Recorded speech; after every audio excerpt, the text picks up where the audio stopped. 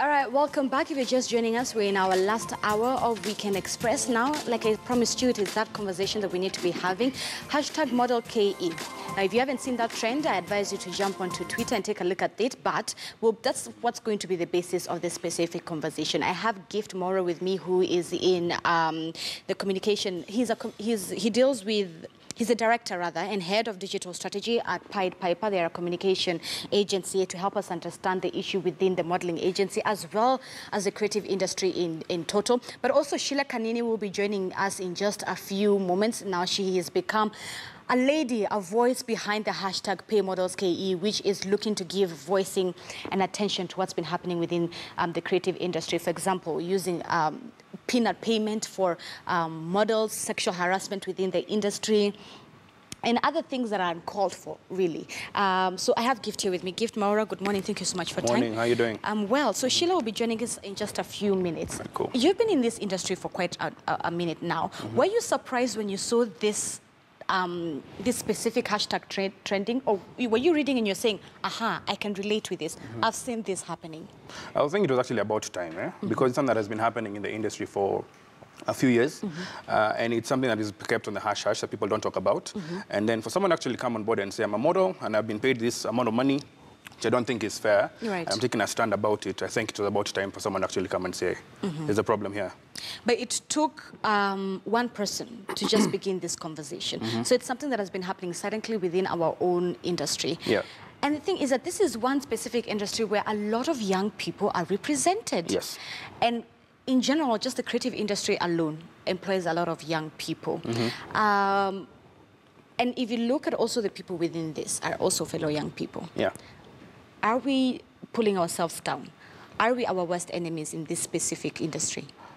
Well, you can argue it in that way, but at the end of the day, everyone is trying to get ahead. Right. So someone comes up with an agency, says, it's easy, I have these connections to this big corporate, I can get this advertisement to actually run. What I'm going to do, I'm going to get people who are young and naive. And there's an element of, I don't know if it's talent, education, very right to that sort of things, whereby you hear there's a gig coming up, and you're told there's an ad for TV, you're going to get paid 60,000, and you just come on board. And so what happens with a lot of models is you read the top line and the bottom line. You don't read the details in between. So you said it's going to be this sort of brand, and this ad is going to be about 1 to 3 things on TV. Bottom line, you want to get paid 60K. And you look at it at the end of it and you realize there's something wrong over here, because your talent release form has details such as how long the duration of the contract should last. Right. Whereby it can be a year, it can be 2 years, 6 months. It has certain markets that also the ad can run to. So for example, you might be thinking, 60K make sense for it to be a Kenyan brand, but ultimately maybe a global brand is going to be using your face in different markets. And what happens is because you're naive and you're maybe enticed. You don't understand, but you're enticed with, I'm going to be on TV, you guys are going to see me, that sort of thing, you go ahead and sign. Right. But after you've been in the industry for a few years, you realize you're going to be taken for granted. So for example, what happened with Sheila? Sheila has been in the industry for a few years, and she realized after point 4, I need to speak up, because it can't be the norm as best practice around the world. I guess get paid this amount of money. Right. Yeah. Now the thing is, there's also the notion of exposure. Yeah. And you leave a university, or still when you're still in university, everyone is like, no, you've got to do it for free, or you're paid peanuts such as 5K. But the whole point behind it, you're getting exposure. Yeah. You're putting your name outside there. You're building your portfolio. And fine, some might argue within your first, let's push it, second year, you want to do that. Yeah. But honestly, it's until you have stayed in the industry, there's that thick line between now when you decide, I'm not going to do this for exposure. Exactly. I've already built my portfolio. When do creatives, when do models need to now draw that line? This is your point where you realize you are different elements of growth, right? So number one, of course, you're starting off in the industry. You want to guys get to know you, and exposure is good. But exposure can only last and take you for so long. Because reality of the world is, at a point, you'll have to start paying some bills and realize exposure can't pay those bills. That's the thing. I'm spending so much time investing in a career that has to give me returns on my investment, right? And so what happens is, for me, I've always advised people, talk to people who've been in the industry before you and let them know, so it's the situation that's happening right now. What do you think about it? And they'll tell you, practically maybe do the first 2 or 3 ads, build a portfolio, and after that start saying, I'm becoming a more recognized sort of face. Right. Start developing your own work ethic, your own sort of rate card, your own sort of professionalism, whereby you say, I'm going to be a model, I'm going to take this seriously. After a year, I should be paid this amount of money for this amount of ads that I've been doing. Right. It all comes with taking personal initiative from and the model themselves. And putting your foot down. Exactly. Okay. Yeah. Listen to this, okay? It's one of the extracts that I've gotten from Sheila's handle. Sheila got a lot of people talking and people just began sharing their stories. Listen to this specific one. I myself do not look at modeling as a career. It can only be as a hobby because of these issues. And with the low income, most models turn into, sad to say, private prostitution. I also have recently done an advert for bedposts, and during model call, we were told to pay 200,000. But when they gave us a role, the pay suddenly went down to 50K. I agreed because they told me I am an extra, but the day of the shoot, we were only 3 of us playing the main role. To add to this, they decided they were doing a billboard. Wow. Sheila, thank you so much for making time this morning. First of all, you look gorgeous. Thank you. You are the face and the voice behind Pay Models KE. Yeah. And you started by sharing your own story. Yeah. In regards to Sauti Sol, and then later on came and was it not Sauti Sol?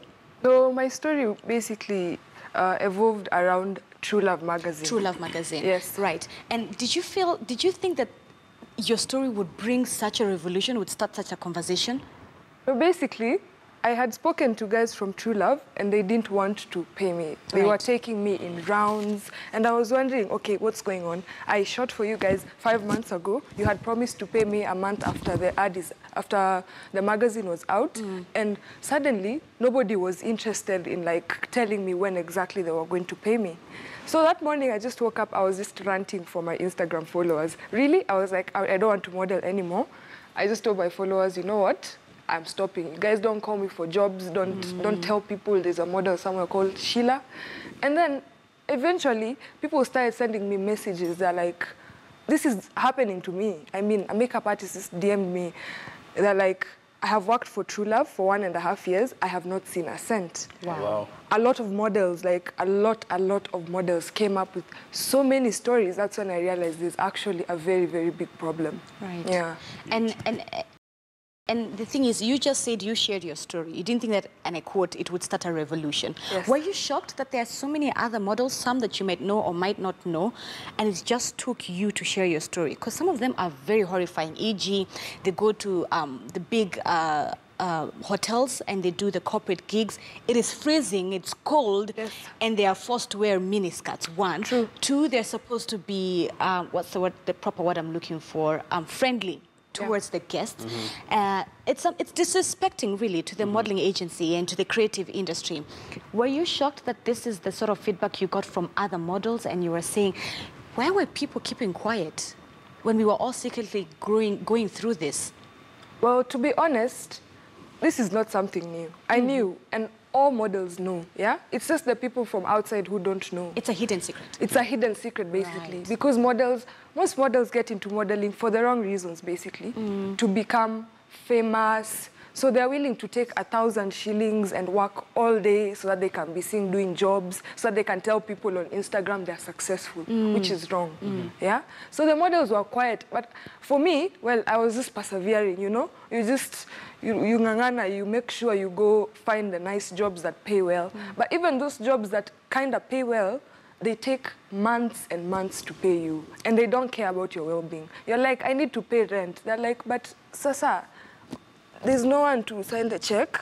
I mean, the person to authorize the payment is not here. You think you're the only model who's not being paid? Stop acting brand new. That's what basically they try to make the models who come forward feel like they are acting brand new. Right. Yeah. Gift was saying, we were just talking with Gift before you joined us on set, and we were saying that there's to only a certain extent that you can say, I'm going to do this for exposure when you're starting off, but then you need to put your foot down and say, you know what, I've already built my portfolio enough, and this is what I am demanding. What do you have to say about that? Well, you see, for me, I started modeling like about 3 years ago. Right. And you can't tell me, like, after being in the industry for such a long time, you continue paying me with fare, food lunch, and water, lunch, as in, it doesn't make sense. Somebody just contacts you and they're like, so what are the benefits? Are you paying me? The person is like, no, we don't have a budget, but we are going to give you the photos. You see, you can't collect photos over and over. Because, yeah, you can't pay rent with photos. I mean, because with time, modeling also becomes hard. I mean, they expect you, for example, if you have a runway, yeah, they expect you to go for auditions to begin with, and then after auditions, you have to go for training. And the entire time, they're not catering for transport or anything. You have to pay for transport to and fro. And in the end, you just get paid something like 7,000 shillings. It doesn't make sense. It doesn't. It's basically, these people are just greedy because they have the money. I mean, they make so much from people's faces, yeah? They're just greedy and they just want to manipulate models. Yeah. And Gift, you had touched on this. You find that models such as Sheila will do a campaign for quite a big brand. And to some extent, their face will also be beyond Kenyan billboards. But then they're paying you 60K. They're not paying you the value. And you find it's a company, it's a brand that is well known. They have a budget. They just don't want to include models and their salary. Is it just pure disrespect for the industry, or just lack of professionalism? Well, I think it's lack of professionalism, but I said a lot of, it should be talent education, for lack of a better word, because they take advantage of your naivety. So, for example, Sheila's been in the industry for the last 3 years. So when she joined, she was green. She didn't know how things are running, right? So she can only rely on guys who've been there before to tell how it's been going. Eh? And if you find your friends who were there before also played, it becomes a problem at the same point. So what happens in that situation is they say it's always been done this way. They make you look like like you're very absurd. Right. You're different from the rest. You actually come and complain, because what happens is they say all the other guys have been satisfied or have never brought it on board.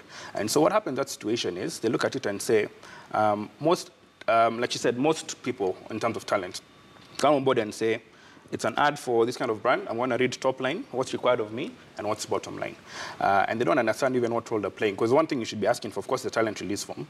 That clearly comes from working in an agency. Your client knows how much is being paid to the client.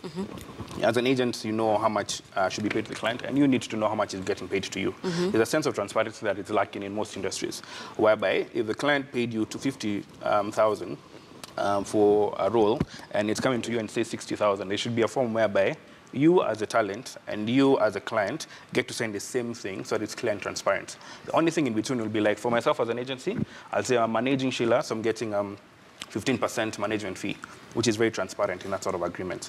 But as it happens, there's a lot of secrecy and deceit that happens whereby I keep parties separate, therefore I can be a middleman over here. So I deal with you and say I have the right person for you, and I come to you and say I have an opportunity exclusively just for you. And what happens is you feel like I'm doing you a favor. But ideally, I actually need you more than the client actually needs me in that sort of situation. You agree to this, Sheila? Is that that's the notion? That's so true. I mean, I have seen so many cases whereby the client gives you a figure, I'm going to pay this to the model. So the agent takes away 50% and tells you, now this 50%, this other 50% is the figure. And from that 50%, I want 20% agency fees. And from that, now, like from the remaining, they also tell you, you have to pay the government 5%. I mean, we all have to pay tax. Yeah. So eventually, you just end up with so little, and they don't care. They don't really care about you. And you can have been on that set for almost 20 hours. I mean, it's done. Because that's what it takes to shoot like advertisements. You take and over. You go there in the morning, you leave there probably at 4 a.m. in the morning, and they don't really care. Yeah. Wow. Sheila, do you fear that even after giving a voice to this specific issue that you might never get another job or another contract? Before I started voicing my problems, I was ready. I knew that if these people see that I'm actually telling my story, they'll start avoiding me. And you know, they're like the people who are influential in the industry, people who know people. So they just threaten you. They're like, you know what? Even if we don't even give you jobs, we will make sure that other people don't give you jobs. Not only in modeling, but other things. But you see, other people came out. So it's not really my fault. Yeah? It's something that is happening, and somebody just had to say it. So at first you were a bit scared that you may not get another job, but now speaking the truth is more important for you. Speaking the truth is more important. I was more ready than scared. Yeah. Wow. I was ready to quit modeling. You are that fed up? I was done. Yeah. All right.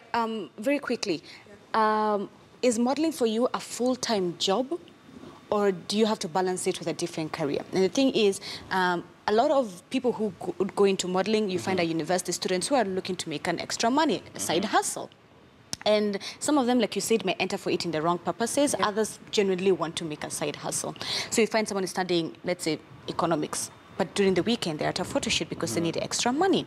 For you, is this a full-time job? Is it a full-time career? Well, currently it's a full-time job. I used to go to school, but then I had to take a break because, I mean, you have a class at 9 a.m., you have auditions at 11. You will make it, you know? And there's a time I take part in pageants, So last year I took part in Miss World and the year before. And during that time, they expect you people to go for boot camp. I mean, for like 3 weeks. Like in 2016, we were in Kilifi for like 3 weeks. I mean, at that time, there's no way you can go to school. Right. And before that, in 2015, I also did Miss Earth. And at the same time, I know girls who are like in 4th year, and they had to defer. Because, I mean, you can't go to school and continue doing this at the same time. You have to pick one. Because, I mean, if you split your mind into two, you'll fail in both. Yeah? Yeah. Wow. All right. Gift, on the issue of contracts. First of all, Sheila, do you think that models take time to read their contracts? Let me play the devil's advocate. Yeah. Do you think that models take time to read contracts? They do, but they overlook things. They overlook things. Yeah, like for example, I recently got a contract from someone who had told me they're going to pay me a certain amount of money. Right. So from the contract, it clearly said that they're supposed to pay me that amount first, and then after the ad is on. So I tell the agent, what does this mean? You're paying me half of what is written. He's like, why are you jumping into conclusions? Read. They expect models to be stupid. So once they intimidate you, they want you to like read through the contract when you're afraid and just take what you have because you don't have another option. They think that they're just benefiting you. You're like very, very needy. Like whatever they're offering you, it's like take it or leave it. Somebody else will take it. That's the problem. Wow. So even if the models read like the contracts, they're like, well, sour, I mean, you just sign. Out of desperation. Out of desperation. And fear. Yeah, true. Gift, would you agree? Yeah, I agree. Chipping, I think there's a conversation we're having with a friend of ours whereby she did an experiment, and it was very interesting. They brought models and did a fake ad. And said, we're having these auditions happening, come on board, these qualifications. And they shortlisted maybe like 10, 15 people. And they said, we're going to do an experiment on how guys actually read this sort of thing. Called them in studio, told them one by one, you've been selected, and it's a hidden camera sort of thing. And said, all right, so here's your contract, just go through it, and then let us know. You sign. So guys, it was, we came up with a global company and said, we want to pay you 600 Gs for this sort of ad. And guys came. You know what guys look at? Top line and bottom line. And that part for signing. What role do I play? Because there are the 4 main roles. So there's a star, there's a co-star, there's supporting, and there's extras. So you look at it and say, I'm a co-star or the star, and I'm getting 600 Gs, that's a good deal. What they didn't understand was below, and I talked about this before. Number one was your contract had different platforms. So there's a contract for TV, the contract for print, the contract for digital. Those should be different entities altogether. All right? Okay. Most guys just saw, I'm being used for this sort of brand. Number two is the duration of time that the contract was going to run. It was a 5-year contract. All right? Guys thought it was a 1-year contract because it's standard practice. All right? Thirdly was the market. It's going to be used globally. If you break it down, even 600 Gs break in 5 years, that's 120 Gs. For 4 or 3 platforms, you're being ripped off. Because you have to pay your talent, you have to pay your agency, that sort of thing. But most guys saw top line, bottom line. This big corporate, 600 Gs, signed on board. And that's how you talked about it. If you want to do modeling as a career, you have to be intentional about it. You have to educate yourself about it and say, here's the first thing, here's a contract. What are the scopes, what are the facets that come into it that actually make it something that I can work on? And say, am I being played? So look at what's the duration of time it's going to run for the advertisement, because I have to renew it on a yearly basis or when the contract comes to an end. Number two, what platforms is it going to run on? So if it's going to be on TV, there's certain licensing for TV. Is it for digital? If it's for print, billboards and the like. Thirdly, is the market that's going to run. So you might think, I'm only going to be seen in Kenya. You're being used all over the world, all over the world. And you don't know you're the face of the brand. Because models don't understand the value. Because someone will intimidate you and say, take it or leave it, sign it. What happens is, for example, I'm trying. Sheila, what else have you done? I've done an ad for ICA Lion, Right. which I have not been paid yet. Okay. Not my words. All right. So Sheila has done an ad for a certain company, all right? And so what happens in that situation is she becomes associated with the company. Right. So ads in the financial industry, it's very hard for Sheila, excuse me, in the next 2 or 3 months to go to another insurance company and then do an ad, because there's an opportunity cost factor that comes into that. So it limits her. Exactly. And So for example, it's written in the contract, Yeah. you cannot do that. it's a clear clause. Yeah. For example, if I was to do an ad for a telecom like Safaricom, I can't do an Airtel ad the next day. True. Yeah. It's very clear. True. Because there's a conflict of interest, but guys also associate you with a brand. Okay. And what happens is, as much as you're being used because you're a model and you're beautiful, your brand association adds value to the brand. That's the aspect that you're bringing on board to it. And that's what people don't see. And that's why they get intimidated. Because if I don't take you, I can take someone else. But they look at it, there's a certain profile that the ad needs to have and that you fit, and that's why you've been picked to do it. So within that social experiment you did, what did you learn from it? Or what did you guys find? One, of course, is models don't read the contract, to be very honest. They don't read the contract at all. Like I said, top line, bottom line is what actually comes to mind. There are certain details that actually come out that they don't know about. Because what happens is a lot of times it's an agency or an agent who handles the contract manenos for you. And what happens in that situation is you look at it and say, number one, like I said, about the duration of time, the platforms are going to be used, the market. Those are key things that actually have cost implications. Sheila, did you, like, when you were starting off, I'm sure you did not know that, okay, so there's billboards, there's TV, there's print, there is digital, and there is local, and there is, international, and XYZ that Gift has just shared with us. Even till today, do you think that even within your social circles of models, like Gift has said, some do not even bother reading the contract, or my agent has already read the contract, I trust him. Do you think that on your part, as our part, as models, that they need to then do their due diligence, that read about your contract, ask questions, etc. They don't just say, my agent has it.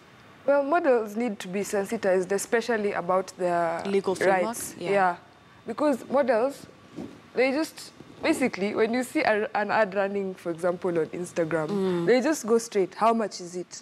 What's the role? And then when they're going there, in their mind, they're just thinking of the money they're going to be paid. They don't care what the contract is. They're just sure. They just read, how many days do I have to wait for this 20K, this 50K? That is all that is in their heads. But they don't know they're being used. Like, I have a friend who did an ad in 2014, and she was paid 20,000 shillings. Last week, a friend went to Thailand, yeah? And there was a billboard in Thailand. Of her? Yeah, for the ad she did in 2014, the one she got paid 20,000 shillings. That's $200. As in, it doesn't make sense at all. It doesn't. Wow. All right. We're going to take a quick break, but make sure that we'd love to really hear from you. So make sure you tweet us at KTN News and at Zinze_K. We're taking a quick commercial break, but we'll be right back.